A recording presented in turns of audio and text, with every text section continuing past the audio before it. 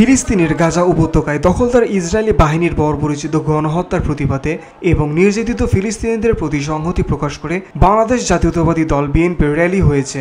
আজ বৃহস্পতিবার বিকেল ৫টায় এ সংহতি র্যালি শুরু হয়। বিএনপির নয়াপল্টনের কেন্দ্রীয় কার্যালয়ের সামনে থেকে শুরু হয়ে কাকরাইল, মালিবাগ, মগবাজার ঘুরে বাংলা মোটরে গিয়ে শেষ হয় র্যালিটি। র্যালির আগে নয়াপল্টনে বিএনপির কেন্দ্রীয় কার্যালয়ের সামনে সংক্ষিপ্ত সমাবেশ হয়। ঢাকা মহানগর উত্তর ও দক্ষিণ বিএনপির যৌথভাবে এই কর্মসূচি আয়োজন করে। পবিত্র কোরআন তেলাওয়াতের মাধ্যমে সমাবেশ শুরু হয়।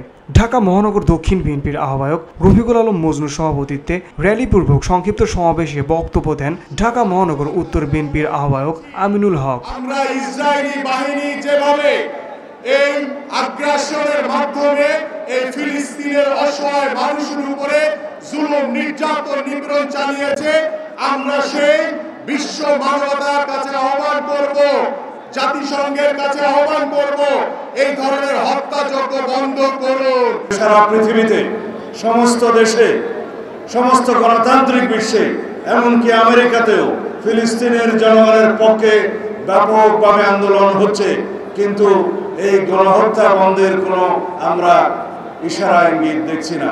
গাজা এখন একটা অবরুদ্ধ খাঁচার মতো, যখন তখন সেখানে আক্রমণ করে সেখানকার নারী, পুরুষ, শিশুদের হত্যা করা হচ্ছে।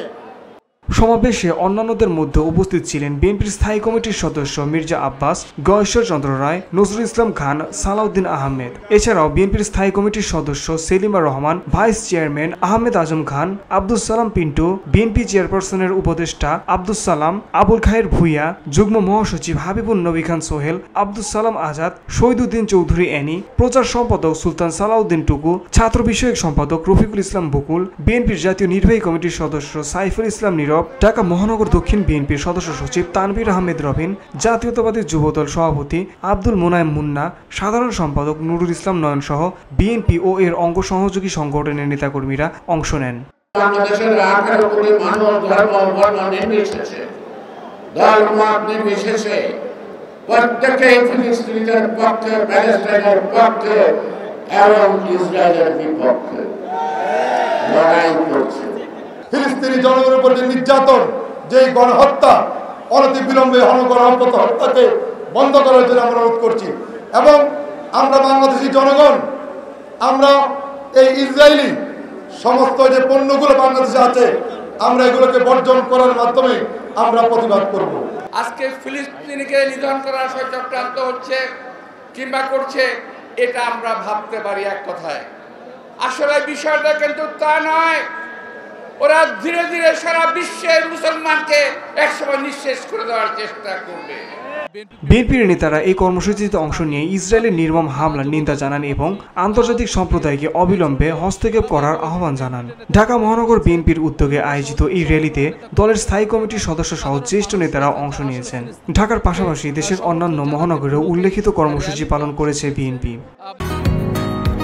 বসুন্ধরা, উত্তরা, বনশ্রী, কুড়িল ও বাড্ডা সহ রাজধানীর বিভিন্ন স্থানে অভিজাত ও অত্যাধুনিক মানের ফ্ল্যাট কেনার এক নির্ভরযোগ্য প্রতিষ্ঠান প্লেজেন্ট প্রপার্টিজ লিমিটেড। তাই আপনার স্বপ্নের আবাসনের জন্য আজই যোগাযোগ করুন। Pleasant properties limited, where destiny matches eventually. পিউডি বাংলা নিউজ ডেস্ক। যুবদল